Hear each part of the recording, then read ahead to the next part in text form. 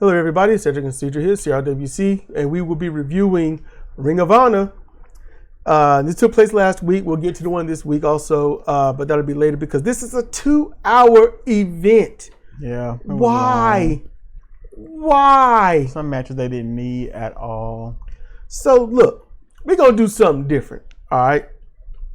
I'm going to sit here and show y'all exactly how I write my notes. So you get to see the misspellings, all those little typos and whatnot. I'm just going to throw it up on the screen and scroll it as I read it. And you'll get to see what I'm working with because I'm not exactly the best of doing this type of thing. Better than me. What I write down what I see. You pause it here and there. And, I'm going to show them what I write and what I sort of springboard off of. So I'm going to pop that on the screen now for the first match. So I'm just going to scroll as I go. And yeah, y'all, I'm using OBS Studio. Just doing that, window capture over an image capture, over a video capture and other stuff. So look, we start off with this. Now look, I'm going to tell you what the main event should have been when we get to that match. But the main event is not something that should have been the main event. It should have been open the match. And it should showcase one of the tag teams. But this whole event is almost a case of, we just want to throw all y'all together so everyone can say they was on the show. Yep. And this was a multiple arena pre-taped show. No commentators in the arena at all. But I got to say this. Outside of Dynamite, Collision, and whatnot, the crowd for Ring of Honor has grown. The fans are into the matches a whole lot more. They actually got stuff going on that makes sense. So it seems like Tony Khan is the booker, but he's not running a lot of how the show should go. So there's that. So this is Ring of Honor for January 25th. And start off with a tag team, the Righteous versus Camaro Jackson and Anaya. Mm-hmm. And so Camaro is the Glory Pro champion. And they beat the hell out of Camaro, who makes the hot tag only for Anaya to get beat on for a few moves. Mm-hmm. And he took the finish. He just took the finish. He got, the Righteous did their thing. That body run swinging ace crusher. Yeah, Vincent's finish. And that was it. We didn't get any moves really from Dutch. Nope. I just knew Dutch was going to come in and eat somebody's lunch. We did not get a boss man slam. We love Vincent. Vincent has proven himself to us. Dutch has proven himself to us. But we really want to see Dutch. Mm-hmm. We love some Dutch. So just not happy with them calling out who a champion is. Who champion is that person getting buried, because that buries the promotion.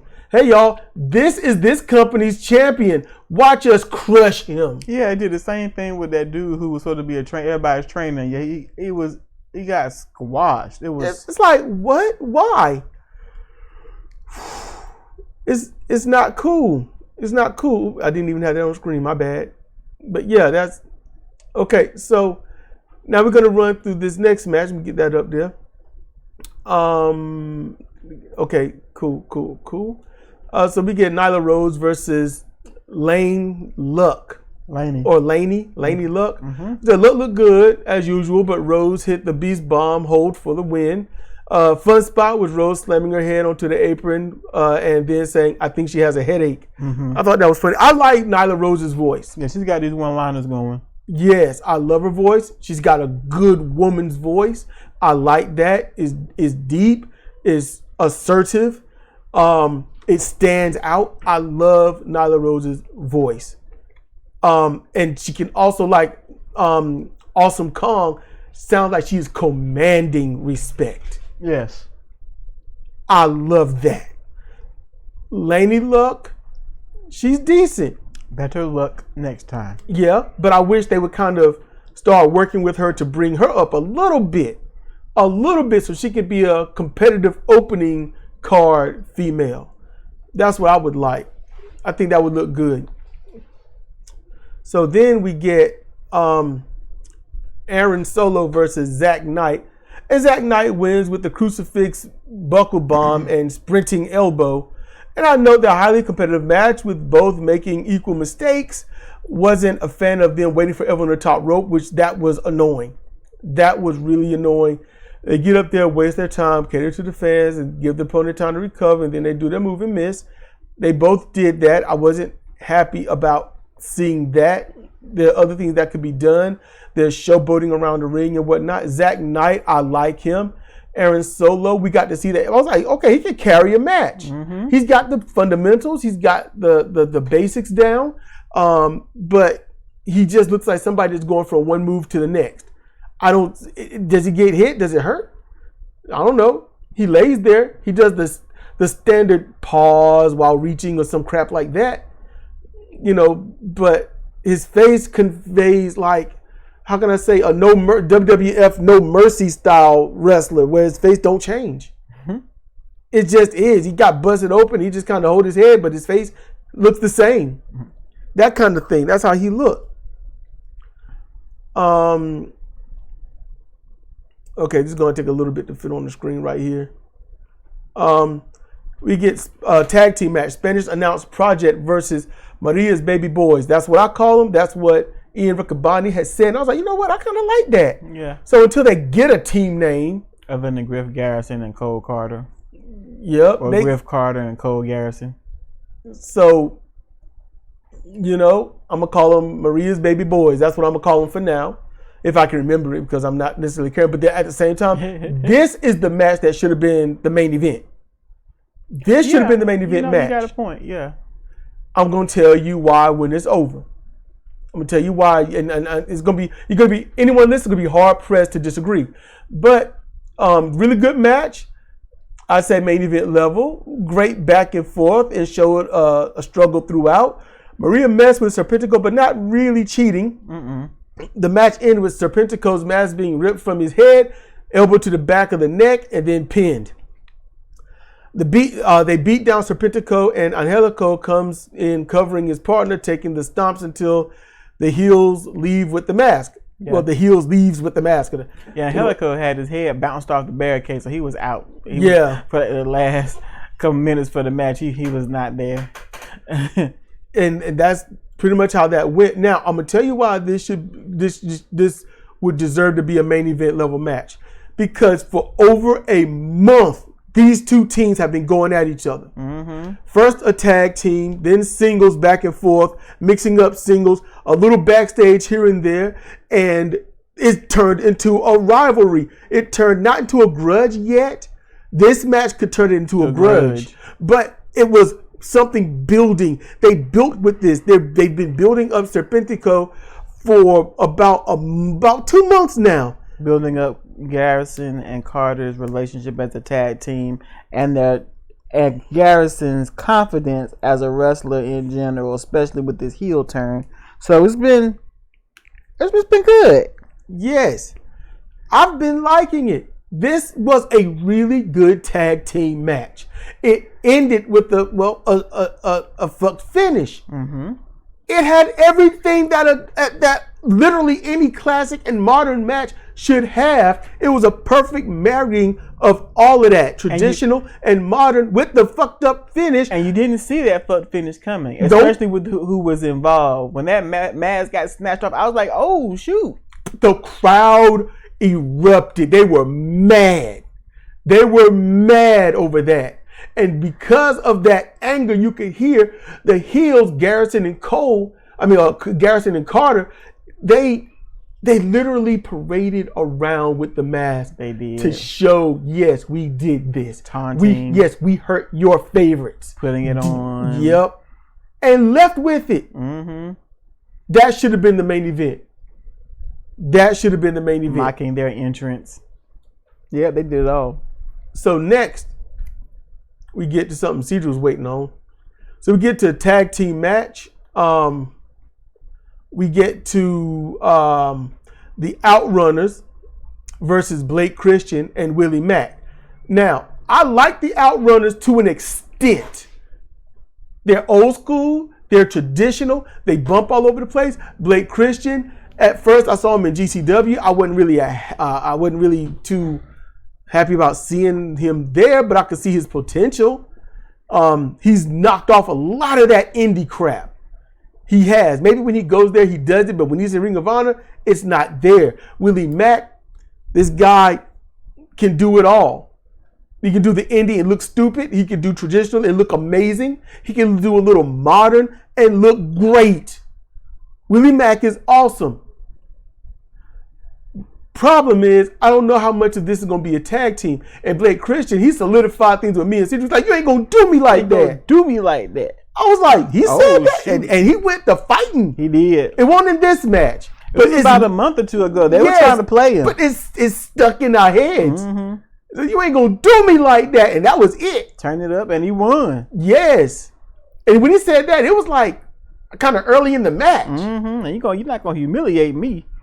I ain't one of these jobbers. Yep. And so I wrote damn good match with great back and forth like the previous match, but shorter. It was shorter than the previous match, which is good. The Outrunners, they be bumping big time as the 80s bump supremacies that they got that on lock. Plus, what I didn't write down, because I thought about it when I was writing it, I'm like, you know what? They bump just like the Guns. Yeah, they do.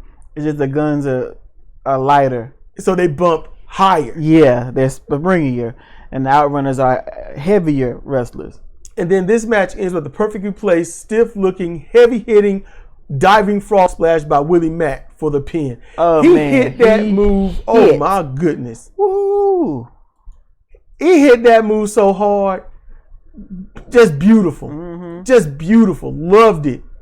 Now we're going to get down to something. I was like, I'm not really feeling this. But this is a 6-woman tag team match. Lady Frost, Kiera Hogan, Trish Adora versus Taya Valkyrie, Layla Gray, the returning Layla Gray from, I don't know, an injury or just being somewhere off the indie scene, and then Diamante. And I thought, why in the world would you want to have Layla Gray and Diamante instead of Mercedes Martinez and Diamante, who was a tag team, you know? Mm-hmm. And then, and you pointed out that Mercedes is not interested in this TV title stuff. She has shown no interest in the women's TV title. She wants what Athena's got. Yep. And yeah, which is cool. No problem. It was an okay match that somehow is a thing going toward the women's TV title instead of a massive multi-week tournament ending at a pay-per-view. Diamante beat Trish Adora. I knew Trish Adora was going to lose. I just didn't know who. Oh, well, crap. Okay, yeah, I wrote that note.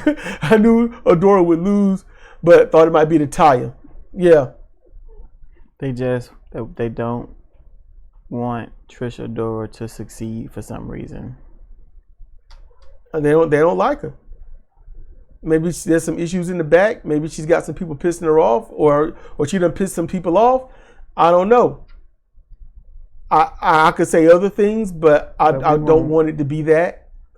So let's see. We're gonna just move this right here. Hold up. Yeah, move that right there. And 6-man tag team, and it was the Iron Savages versus Lee Johnson and the Infantry. Jack Jameson is pinned by Lee Johnson. I knew Jack Jameson would lose or Lee Johnson would lose. One of them was gonna lose, but the Iron Savages, I was like, good match with both teams getting their stuff in, which they did. But the Iron Savages become nothing but the jobbers of the whole business of AEW. That's all they are, jobbers. I was like, I couldn't be in charge of this because Infantry, Iron Savages would be a lot better off if I was in charge. Lee Johnson, he would be one of the top 7 of 10 lightweights that I would have. If they have the lightweight division or cruiserweight or whatnot division, junior, whichever you want to call it, he'd be one of the top 7 out of 10. That's where he would be. You can look, if you watch Lee Johnson, if you watch when he come out and stuff, he ain't happy where he is. He's not happy with what's going on. And they're trying to make him they throw him in with the infantry. It's almost like Tony Khan is saying you have to be in some kind of group. If you want to be here, you got to be in some kind of group. A minimum of 3 people. Trisha Dora don't even really come out with the infantry anymore. Nope. And when she did, she didn't do anything. She just come out, salute, and go to the back. Yep. It's just meaningless. It's meaningless. You can tell Trisha Dora wasn't even happy to be there. Just, I don't know what they're trying to do. It's like I don't like that they're trying to mix.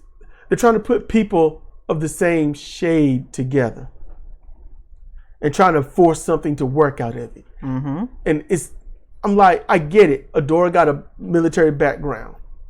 The infantry got military background. All right. I don't know what Lee Johnson got, but just because they got the same background don't mean you put them together. No, he's just, thin like them. And anything to keep him from getting with STP, which is probably where he should be. Yes, he should have been there ages ago. And when it comes to putting Trisha Dora with them, it's just some things they're not going to do. They're not backing her. They didn't back her up when she had matches. No. And she tried to back them up when they had matches, but it was just one-sided. So it's like, why there's no point in being with a group that ain't got your back. And if you lose, pep talk something, but it's like, look, this is a work, this is a business. When you come to the back, it'll be what it is. Nachos, cheese, I'm going out. Bye. Nachos, cheese, I'm out. I'm just not happy with how they're doing this. Lee Johnson, he was happy with certain people in the past. Now you can look at him, he's going through the motions. The infantry, for the most part, you can almost see that they're losing their luster, but they're keeping their physical enthusiasm high. Because they're not getting anywhere. They're not. They're not getting anywhere. And the belts that they should be aspiring to aren't on the show. Well, no, they're on the show. Who got them? The Undisputed Kingdom. Oh, yeah, that's right. See? Hey, we just watched it, but there was a reason why Cedric couldn't remember, and we'll get to that.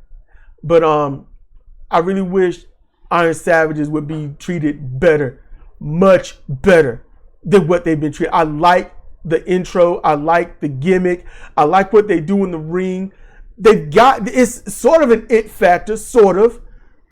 The Iron Savages need to be a tag team and a tag team only, and Jameson just needs to be their manager mouthpiece. And that's it. Yeah. They don't need to do 6-man tag. They don't need to do 6-man tag. 1, the belts aren't there anyway. 1 and 2, his performance is enhancement wrestler. Yeah. That's where he's at. He could be more, but I don't think he's asking for more. Some people don't. They just want to help others look good and get a win every once in the blue moon, but pretty much, just help others look good. Some people are like that. They just want to they just want to help. Everybody don't want to be Stone Cold. Not everyone should be. True. I mean, legitimately. In and out the ring. Or The Rock. I mean, their status in the wrestling industry. We're not talking about the men themselves. Yes. The figure that they are. Yes. So we get to the next match. Red Velvet versus Heather Reckless. Velvet wins with a rolling tornado kick that stunned Cedra. Yeah, I was stunned because it got the win. And we just saw it like in 2 other matches, and it was just more of a stun move.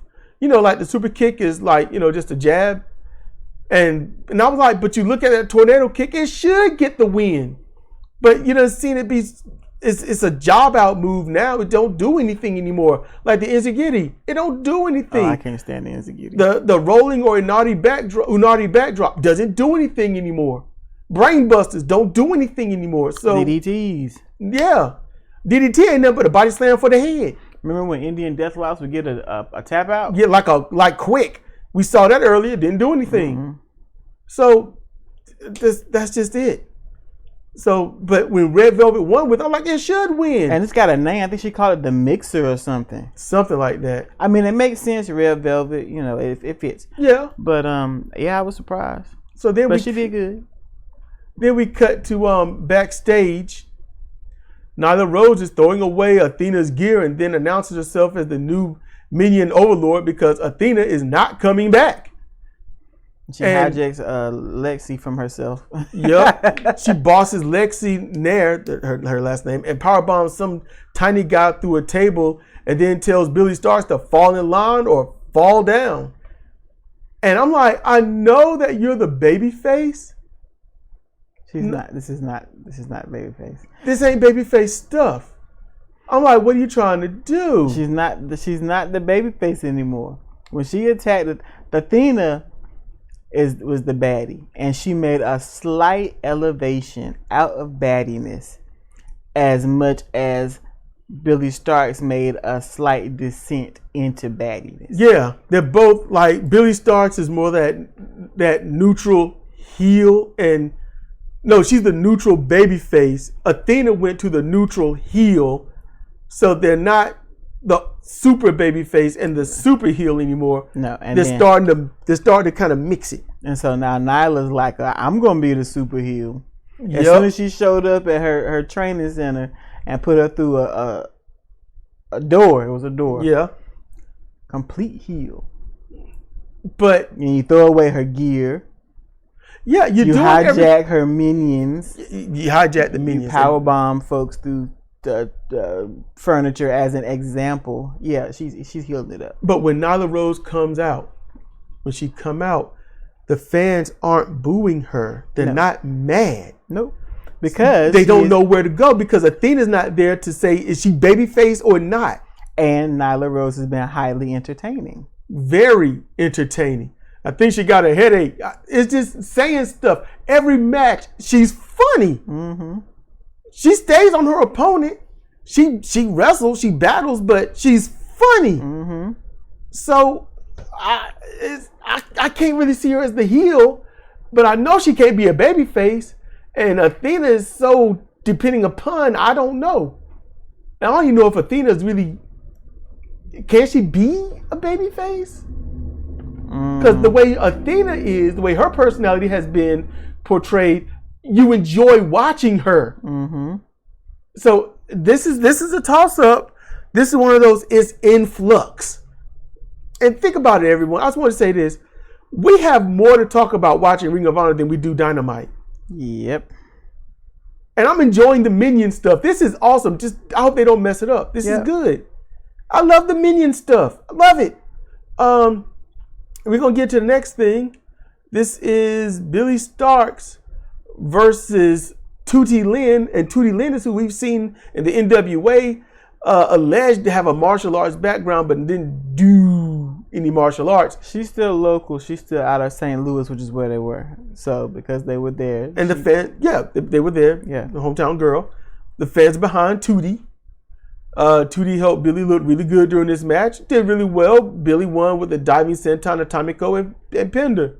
Yep. Billy looked good. Billy didn't waste a lot of time. She didn't do too much. And she did one time, about a month ago, she did the whole, I won, now I'm going to beat your face into the belt or into the mat. Mm-hmm. And Athena was proud. It was about 2 months ago or maybe more.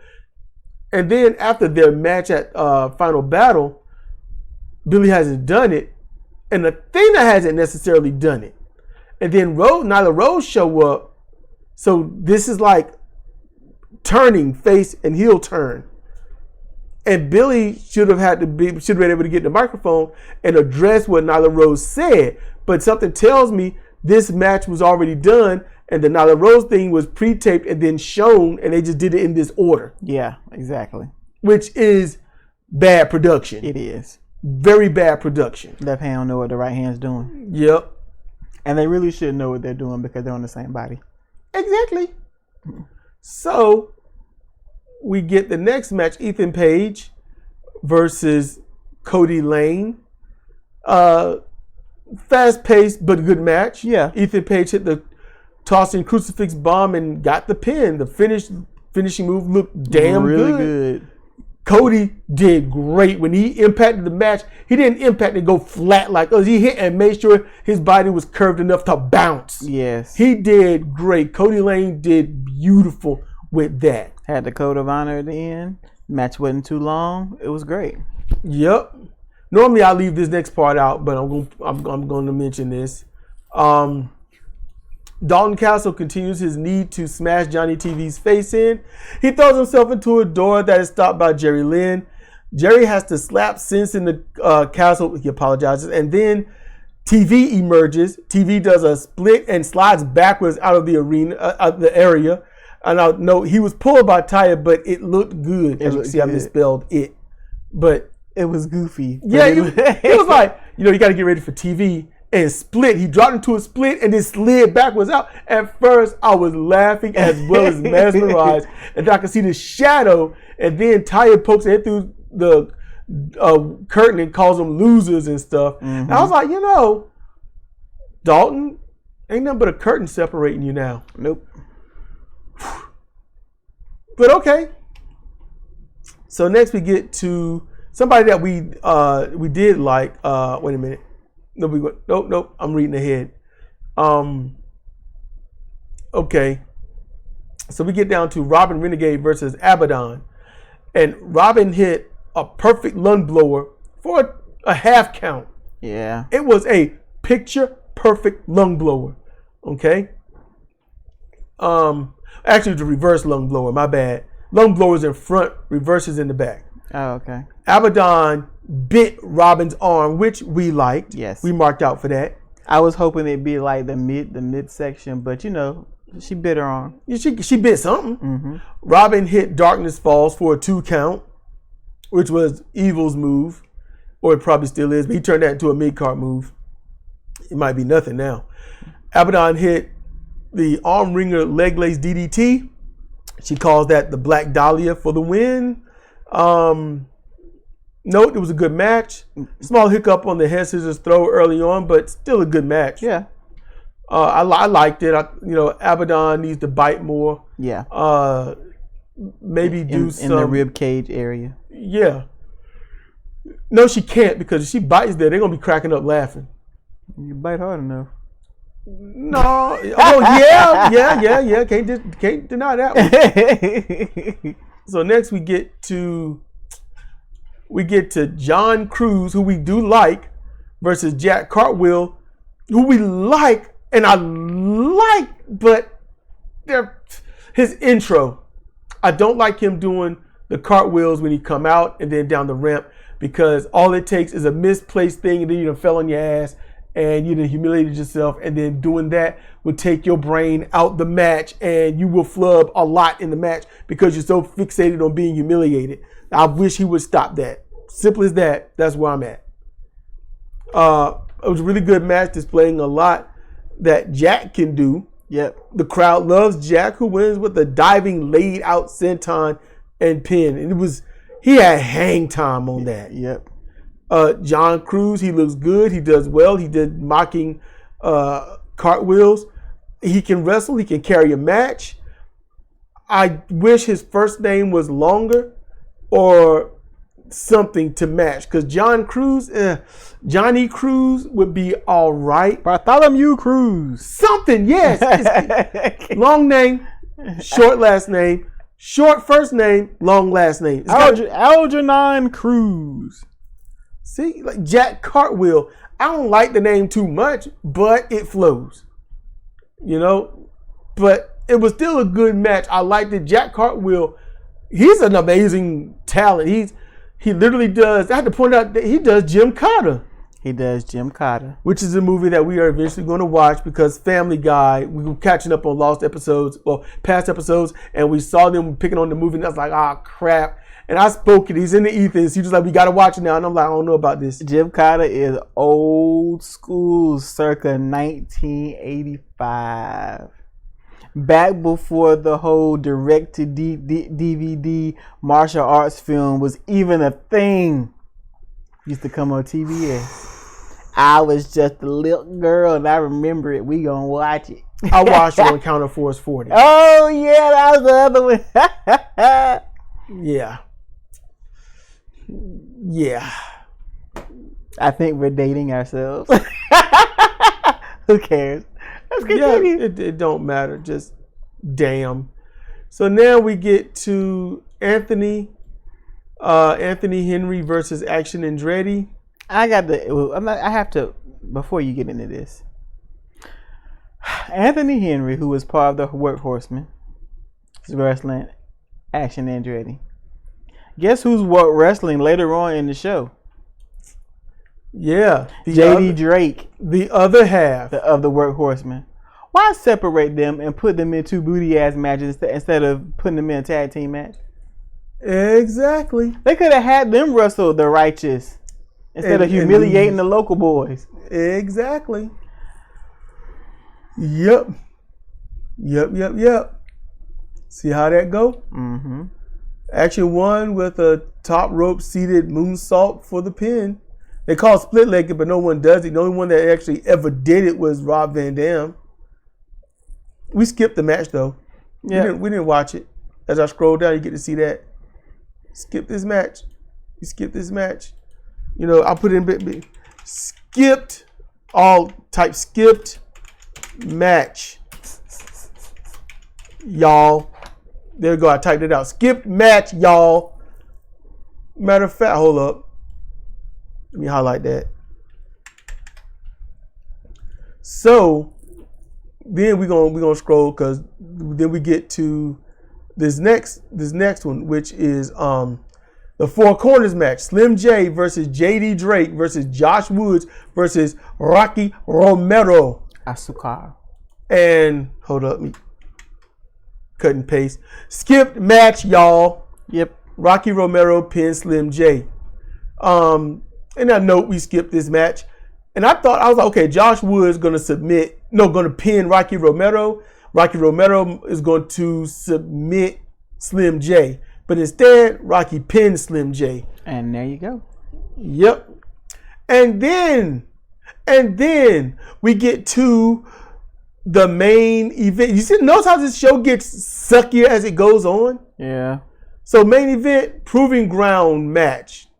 Undisputed Kingdom, which are the Ring of Honor Tag Team Champions, Mike Bennett and Matt Taven versus Gravity and Gringo Loco. Yeah. Just throw some people together. Gringo Loco was pinned by Bennett after the diving spike pile driver. So hold up. There we go. I put that in there. Skipped match, y'all. And that's it. That's how that went. That's what we did. That's how we watched. That's how that flowed. And a lot of people, you know, be upset with that, but I'm at the same time, come on now. You know, get this off screen. So the show was good until the latter part of it. Yep. I'm like, y'all should have just cut off the second half. Y'all didn't have to put them three matches there, and you could have diminished the show by about 30 minutes. And it'd been all good. Yeah. It don't have to be 2 hours and 15 minutes. No, it don't. Just go ahead. Do an hour and a half, you know. But I get it though, because you do a wrestling show, you roughly do 2 hours. You know, the people gonna come out their house, they're gonna spend their money, they're gonna sit down. Nobody wants to sit down for an hour and bounce, right? Yeah. Some people can, and it's all good. But if you're gonna have the show be for 2 hours, it needs to be your absolute best the entire 2 hours. You can't have the last three matches you can just check out and be sitting on your phone playing something the whole time and you're not missing nothing. And the matches weren't aspiring to anything. Yeah, they don't lead to anything. Every other match, there was something that could kind of come from it. But the tag team match with Spanish Announce Project, that should have been your main event. Yeah. That should have been the main event. That's beef. Maximum beef, because they got things going on. And I hope it's not over because the heels won. That means it ain't over, usually. It ain't over. But you know, things work weird in Yep. AEW products. Yep. So that's gonna do it. You know, this has been Cedric and Cedric for CR Wrestling Commentary on our review of Ring of Honor. Y'all, look, thank y'all for listening and whatnot. And look, please like, share, subscribe. For those that are new here, you know, hey, look, comments, we listen, you know, to suggestions and whatnot like that. So with that said, y'all be good, be chill, be safe, and we'll see you next time.